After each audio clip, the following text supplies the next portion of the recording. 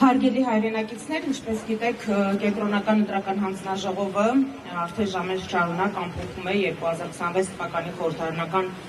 ընտրությունների արդյունքները եւ բնականաբար մենք ունենք մեր վերապահումները իրենց արձանագրությունների հետ կապված, սակայն ամենամեծ վերապահումը նաեւ քաղաքական տարբեր ուժերի, ընդդիմադիր ուժերի մեր գործընկերների կողմից առաջ քաշված վերապահումը առնչվում է 3 ընտրատեղամասերում ընտրողների քվեարկությունը անվավեր ճանաչելու հարցին,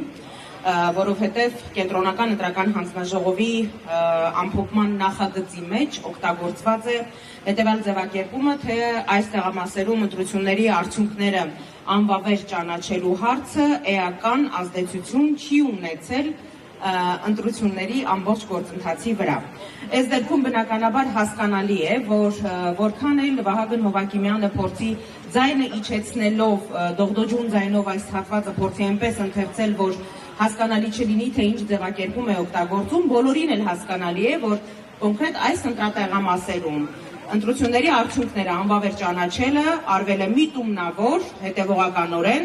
որպեսզի պարզապես Բարգավաճ Հայաստան կուսակցությունը թվաբանական մանիպուլյացիայի արդյունքում չհայտնվի խորհրդարանում։ Մենք դրա հետ կապված մեր վերապահումները հնչեցրել ենք նաև ընդդիմադիր մյուս գործընկերների հետ միասին ու ընդհանրապես կենտրոնական ընտրական հանձնաժողովի բոլոր անդամներին Վահագն Հովակիմյանի գլխավորությամբ ուղղել ենք հետևյալ հարցը. արդյոք իրենք իրապես այդպես են կարծում եւ եթե այդպես են կարծում, որ 3000-ից ավել մեր հայրենակիցների քվեարկությունը, որի արդյունքում 58000-ից ավել վստահության քվեր ու ձայն ստացած ուժը չի հայտնվում խորհրդարանում,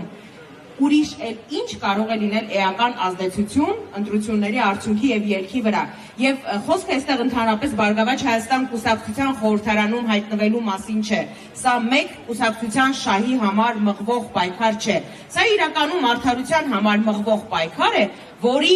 համար համախմբվել են նաեւ այստեղ գտնվող այս հազարավոր մարդիկ։ Ես ցավ եմ ապրում, որ կենտրոնական ընտրական հանձնաժողովի անդամներից յուրաքանչյուրը, իդեպ դահլիճում շատ լավ լսվում են ամոթ վանկարկումները, կարող եք եւս մի անգամ այդ ողջույնը ուղղել կենտրոնական ընտրական հանձնաժողովի անդամներին, ապրելու է այդ խարանով, եթե այժմ չկայացնեն որոշում, որ այս տեղամասերում պետք է անցկացվի վերաքվեարկություն, որովհետև առաջին հերթին ոտնահարվել է մեր հայրենակիցների ընտրելու իրավունքը, որի արդյունքում խախտվում է նաև ազգային ժողովի կազմման համամասնությունը։ Նիստը դեռ ընթացքի մեջ է, բավականին երկար շարունակվելու է, բնականաբար բազմաթիվ վերապահումներ ունենք, այդ թվում նաև ընտրությունների արդյունքները անվավեր ճանաչելու, ընդհանուր ընտրությունների արդյունքները անվավեր ճանաչելու եւ վերաքվեարկություն նշանակելու վերաբերյալ հարցը, բայց նիստը հիմա ընթացքի մեջ է։ Իրականում ես իրոք շատ մեծ ցավ եմ ապրում, որ կենտրոնական ընտրական հանձնաժողովը, որը նաև բոլոր հարկատուների հաշվին է սնվում եւ գոյատևում, սա 20 տարիների իմ կենսագրության մեջ, աշխատանքային պրակտիկայի մեջ ամենախայտառակ ընտրություններն էին, որոնք ես երբևէ տեսել եմ, որ կազմակերպվել են։ Այն փնթիությամբ, այն անկազմակերպվածությամբ, այն մաթեմատիկական անհավասարակշռությամբ, որով որ իրականացվել են այս ընտրությունները,